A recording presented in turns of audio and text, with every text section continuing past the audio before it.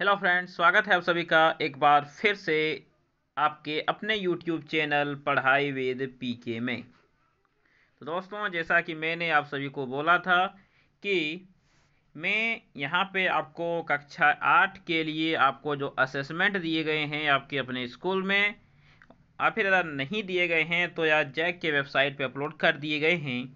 और आपके जो परीक्षा होगी, जो एग्ज़ाम होगी, उसमें इसी के आधार पे क्वेश्चंस पूछे जाएंगे। तो मैं आपको यहाँ पे इसकी सभी तैयारी करवाऊँगा। पिछले वीडियो में मैं आपको मैथ के दोनों सेट बता दिया था। कल जो मैंने वीडियो किया है, 2 वीडियो, पहला वीडियो में मैंने सेट ये 1 बताया था, दूसरे वीडियो में मैंने सेट 1 2 बताया था। तो आज के इस वीडियो में हम हिंदी के सेट 1 को देखेंगे। तो चलिए शुरू करते हैं वीडियो को। तो चलिए पढ़िए क्या दिए गए हैं आपको। यहाँ पे प्रश्न दिए गए हैं इस तरह से कि वर्ष 2019। देखिए, सबसे पहले आपको बोला गया है कि निम्नलिखित गद्यांश को ध्यानपूर्वक पढ़कर प्रश्न 1, 2 एवं 3 के उत्तर सही विकल्प चुनकर दीजिए। तो नीचे आपको यहाँ पे 3 प्रश्न दिए गए हैं, आप इसे देख सकते हैं। तो इन 3 प्रश्नों के जो उत्तर देने हैं वह आपको ऊपर में जो गद्यांश है इसी गद्यांश को पढ़ के देने हैं। तो चलिए पहले इसे पढ़ते हैं। दिया गया है, वर्ष 1966 की किसी सुबह जब छेनी हथौड़ी लेकर दशरथ मांझी अपने गांव के पास स्थित पहाड़ के पास पहुंचे तो बहुत कम लोगों को इस बात का पता था कि इस व्यक्ति ने अपने दिल में क्या ठान लिया है। मजदूरी और कभी कभार इधर उधर काम करने वाले दशरथ मांझी ने जब पहाड़ पर छेनी हथौड़ा चलाना शुरू किया तो आने वाले राहगीरों के लिए ही नहीं, गांव के लोगों के लिए भी वह वरन हंसी का एक पात्र बन गए थे। जीवन संगिनी फागुनी देवी का समय पर इलाज न करा पाने से उसे खो चुके दशरथ मांझी को इससे कोई फर्क नहीं पड़ा। धून के पक्के दशरथ की आर्थिक मेहनत 22 साल बाद तब रंग लाई जब उस पहाड़ से एक रास्ता दूसरे गांव तक निकल आया। तो यही यह कहानी है। और यह जो कहानी है यह एक सच्ची कहानी है, और सच्ची, बिल्कुल सच्ची कहानी है। और इस कहानी पे एक मूवी भी बन चुकी है, Dashrath Manjhi the mountain man. तो इसी दशरथ मांझी के नाम से एक फिल्म भी बन चुकी है, the mountain man Dashrath Manjhi. तो यदि आप फिल्म देखने के शौकीन हैं तो आप इस तरह की मोटिवेशनल फिल्म देखिए कि उनमें कैसा एक व्यक्ति जो एक पहाड़ को काट के रास्ता बदल देता है, वो भी अकेले ही, बिना किसी सहयोग के। ठीक है, तो चलिए हमें यहाँ पे इसके सवाल देखने हैं, तो देखेंगे। दिया प्रस्तुत गद्यांश के नायक कौन है, बताइए। आपको जो गद्यांश दिए गए हैं उनमें किसके बारे में बात की गई, तो किसके बारे में बात की गई है, तो दशरथ मांझी के बारे में बात की गई है। इसलिए इसका सही आंसर क्या होगा, दशरथ मांझी। दशरथ मांझी की जीवन साथी कौन थी, तो अभी आपने पढ़ा कि दशरथ मांझी की जीवन साथी कौन थी, फागुनी देवी थी। ये हो गया आपका 2 नंबर का आंसर। और दशरथ मांझी की मेहनत कितने साल बाद रंग लाई, तो अभी आपने यहीं पे पढ़ा कि कितने साल के बाद रंग लाई, 22 साल के बाद। तो ये हो गया इसका सही जवाब। ठीक है, तो चलिए एक बार और देख लेते हैं इसके सही जवाब। तो इस गद्यांश के नायक आपके दशरथ मांझी जी हैं, 1 नंबर का 2 नंबर सही है। दशरथ मांझी की जीवन साथी फागुनी देवी हैं, 2 का 1 नंबर सही है। और दशरथ मांझी की मेहनत 22 साल बाद रंग लाई, इसका ये 3 नंबर सही है। ठीक है, तो चलिए बढ़ते हैं अपने अगले सवाल पे, सवाल नंबर 2 पे। दिया गया है, कक्षा में प्रथम आने पर अपने पिता को लिखे गए इस पत्र में छूटे हुए अंश को भरिए जो प्रश्न संख्या 4, 5, 6 के रूप में बॉक्स में क्रमांकित हैं। तो देखिए क्या बोला गया है, बोला गया है कि इसमें कक्षा में प्रथम आने के लिए एक पुत्र ने अपने पिता को एक पत्र लिखा है, लेकिन देख सकते हैं कि यहाँ पे बहुत जगह छोड़ दिए गए, यहाँ पे छोड़े गए हैं, इस तरह की जगह छोड़े गए हैं। तो बोला गया कि इनमें से कौन कौन से शब्द भराएंगे, आपको इसे भरने हैं। चलिए भरते हैं। तो लेटर में सबसे पहले आप कोई भी पत्र में क्या करते हैं, पूज्य पिताजी, उसके बाद उसको क्या करते हैं, उसके बाद अगर बड़े हैं तो प्रणाम करते हैं, अगर छोटे हैं तो स्नेहाशीष करते हैं, बराबर उम्र के हैं तो नमस्ते या फिर नमस्कार करते हैं। तो पूज्य पिताजी को लिख रहे हैं, पूज्य पिताजी, तो पिताजी को आप लोग क्या कीजिएगा, प्रणाम कीजिएगा।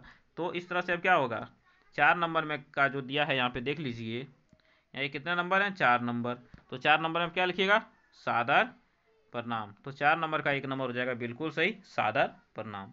ठीक है, तो चलिए 1 नंबर सवाल हो गए हमारे सॉल्व। अब देखते हैं 5 और 6 को। तो ये हो गया हमारे सादर परिणाम। फिर दिया है हार्दिक। हार्दिक क्या लिखे, हार्दिक क्या लिखेगी, हार्दिक निराशा होगी क्या, नहीं। कुशलता होगी क्या, नहीं। और प्रसन्नता होगी कि नहीं, प्रसन्नता। जब आप क्लास में फर्स्ट आइएगा तो आपको क्या होगी, हार्दिक प्रसन्नता होगी। तो इसका सही जवाब क्या हो जाएगा, प्रसन्नता। फिर दिया है और छोटे भाई को प्यार भरा।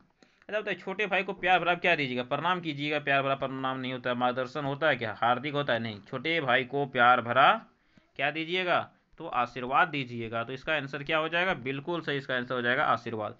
क्योंकि आप लोग पत्र लिखना जानते होंगे तो आप लोग इसे स्वयं ही अच्छी तरह से बना लिए होंगे, और नहीं बनाए तो यहाँ पे आप इसे नोट कर लें। चलिए आगे बढ़ते हैं। अगला है 3 नंबर सवाल। देखिए क्या दिया दिया अधोलिखित गद्यांश को पढ़कर 7 एवं 8 के उत्तर सही विकल्प चुनकर दीजिए। तो देखिए यहाँ पे फिर से आपको एक गद्यांश दिए गए हैं जिनसे आपको 2 प्रश्न के उत्तर देने, प्रश्न संख्या 7 और प्रश्न संख्या 8 के। चलिए पहले गद्यांश पढ़ते हैं। दिया है मनुष्य एक सामाजिक प्राणी है, इसीलिए वह एकता की कल्पना करता है। तो मनुष्य एक सामाजिक प्राणी है, इसलिए वह एकता की कल्पना करता है। एकता मनुष्य जीवन के लिए अनिवार्य है। परिवार को खुशी बनाने के लिए लोगों में एकता चाहिए। समाज को खुशहाल करने के लिए सभी जातियों, संप्रदायों, वर्गों में एकता चाहिए। देश को आज़ाद बनाए रखने के लिए देशवासियों में एकता चाहिए। इस प्रकार परिवार, समाज, देश हर तरह से सुखी और भरा भूरा बनाने के लिए सभी लोगों में एकता आवश्यक है। एकता न होने पर जीवन के सभी अंग टूटकर बिखर जाते हैं। तो यह आपके गद्यांश हैं। तो इसी गद्यांश पे आपको सवाल पूछे गए। सवाल नंबर 7 पूछा गया है मनुष्य कैसा प्राणी है। तो आपको पहले लाइन में ही यहाँ पे मिल गया है कि मनुष्य कैसा प्राणी है, तो मनुष्य एक सामाजिक प्राणी है। तो इसका आंसर क्या हो जाएगा, ऑप्शन नंबर ए, सामाजिक। फिर इस गद्यांश का शीर्षक क्या होना चाहिए। देखिए गद्यांश में आपको क्या बोला, हर एक जगह एकता के बारे में बताया गया, इसकी विशेषता के बारे में बताया गया है। तो इसका शीर्षक क्या होना चाहिए, विभिन्नता, भिन्नता में एकता नहीं, विविधता नहीं, क्या होना चाहिए, एकता का महत्व। ठीक है, तो चलिए इसके आंसर को एक बार फिर से बता देते हैं। तो मनुष्य कैसा प्राणी है, कैसा प्राणी है, सामाजिक प्राणी है। इस गद्यांश का क्या शीर्षक होना चाहिए, तो इसका शीर्षक होना चाहिए एकता का महत्व। चलिए अगला देखते हैं। पुष्प की अभिलाषा शीर्षक कविता के कवि कौन है। तो बताइए पुष्प की अभिलाषा जो शीर्षक आप लोगों को कविता दी गई है आपकी हिंदी बुक में, भाषांजलि में, उसमें उसके लेखक कौन है। तो यदि आपने हिंदी कविता अपनी पढ़ी होगी तो आपको पता होगा कि उसके लेखक कौन है, माखनलाल चतुर्वेदी। तो पुष्प की अभिलाषा के लेखक माखनलाल चतुर्वेदी हैं। और कविता में क्या है, कविता में है एक पुष्प के बारे में जो बताता है कि मुझे किसी के ताज पर चढ़ने की लालसा नहीं है, देवों के मुकुट में बसने की लालसा नहीं है, बस मुझे उस राह पे फेंक देना जिस राह पे क्या हो, अनेक देश को आज़ाद कराने वाले वीर देशभक्त जाते हों। तो यही इस कविता में बताया गया है। इसमें एक फूल की का उदाहरण देके बात की गई है। ठीक है, तो इसका आंसर आपका क्या हो गया, तो पुष्प की अभिलाषा लिखा गया है आपका माखनलाल चतुर्वेदी के द्वारा।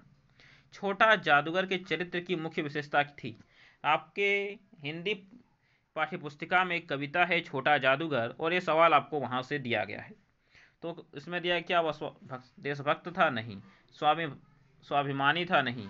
क्या था वो, मातृभक्त था। क्या था वो, मातृभक्त था। तो इस तरह से इसका जो आंसर हो जाएगा क्या हो जाएगा, इसका आंसर हो जाएगा आपका मातृभक्त। अगला दिया गया है मित्रों के चुनाव के तरीकों पर उसके जीवन की क्या निर्भर करती है। तो देखिए आप किसे अपना मित्र बनाएंगे या आपको कौन अपना मित्र बनाएगा वह किस पे निर्भर करता है, तो वह आपकी सफलता पे निर्भर करता है कि आपने कैसी सफलता पाई है।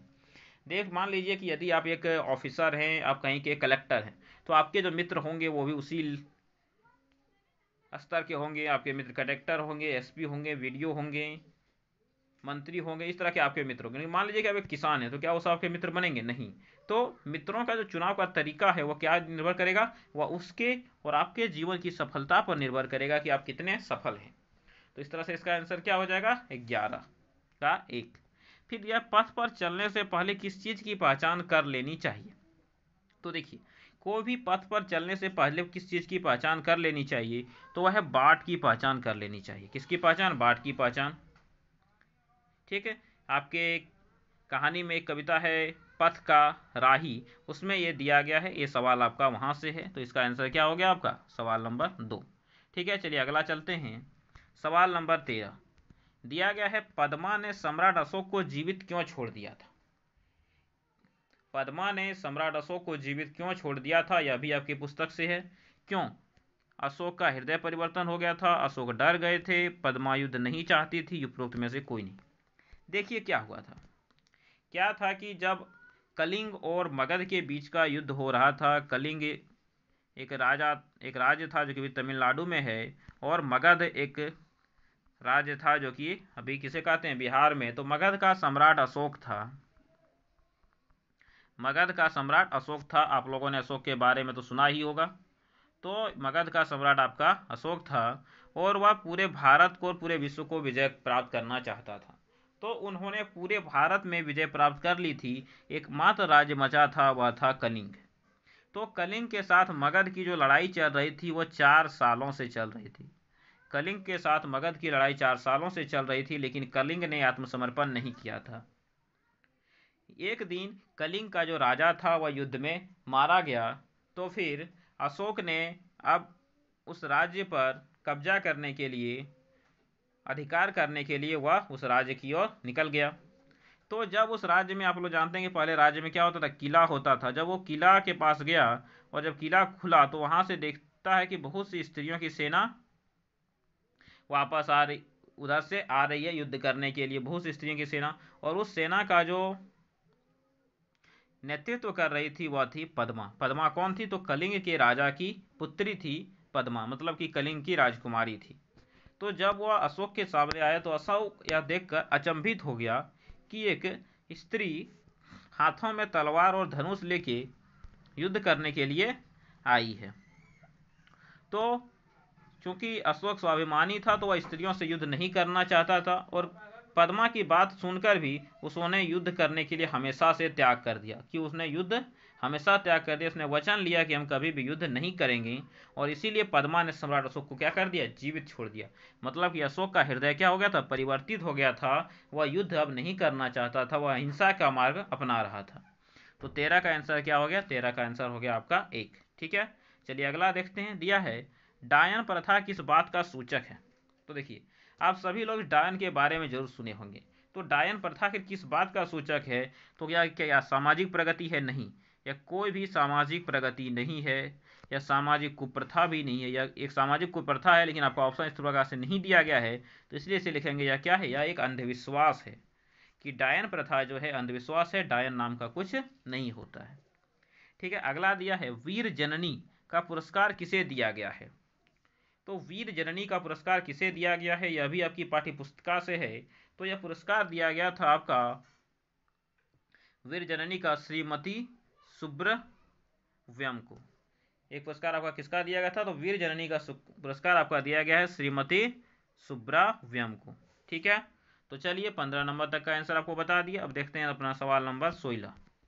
दिया है उचित मुहावरा भरें मिठाइयाँ देखकर गणेश के। तो देखिए, मिठाइयाँ देखकर क्या हो गया, आँख का तारा, काफूर, गले का हार, नहीं, क्या होगा, मुंह में पानी आ जाएगा, लालच आ जाएगा कि हमें भी वो मिठाई खानी है। मुंह में हमारे मन में लालच है, मतलब क्या हो जाएगा, मुंह में पानी आ जाना। तो इसका जो सही जवाब है वो आपका क्या हो गया, 3 नंबर, मुंह में पानी आना। अगला दिया, घर का उचित पर्यायवाची शब्द क्या होगा। कि घर का उचित पर्यायवाची शब्द क्या होगा, नभ नहीं, नभ मतलब आकाश होता है, कमल तो आप जानते ही हैं, अनल मतलब आग होती है। तो क्या होगी, सदन होगी। तो घर का उचित पर्यायवाची शब्द जो है वो आपका होगा सदन। इसका हो गया सवाल नंबर 3। फिर इत्यादि का संधि विच्छेद क्या होता है। देखिए, इत्यादि का संधि विच्छेद होता है इति जोड़ आदि, इति जोड़ आदि होता है। इस तरह से क्या हो गया 18 का 1 नंबर आंसर। शुद्ध शब्द कौन है। तो आप जानते हैं कि यह धर्म शुद्ध नहीं है, यह भी शुद्ध नहीं है, यह भी शुद्ध नहीं है, तो ये हो गया आपका शुद्ध। तो 19 का आंसर हो गया आपका 2 नंबर धर्म। 20 दिया है तुम विद्यालय जाते हो, इस वाक्य में तुम क्या है।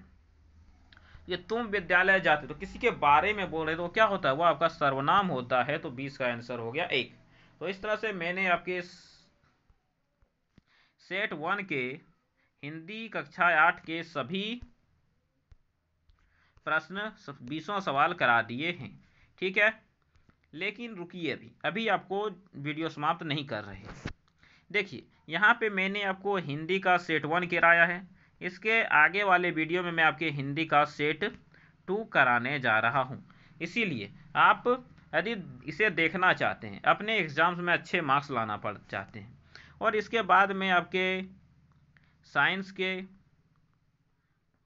और सामाजिक विज्ञान मतलब कि सोशल साइंस के भी सेट यहाँ पे कराऊंगा। इसीलिए यदि आप इन सब का लाभ उठाना चाहते हैं तो चैनल को तुरंत सब्सक्राइब करें और बेल आइकॉन को दबाएं। इस और अपने दोस्तों को भी शेयर करें। आपके जो भी साथी हैं जो क्लास 8 में पढ़ते हैं तो आप उसे शेयर कीजिए ताकि वह भी इनका लाभ उठाकर अपने एग्जाम्स में अच्छे मार्क्स ला सकें। तो चलिए आज ये वीडियो यहीं समाप्त करते हैं, फिर अगले वीडियो में हम मिलेंगे इसके आगे के लेक्चर्स के साथ। तो तब तक के लिए गुड बाय।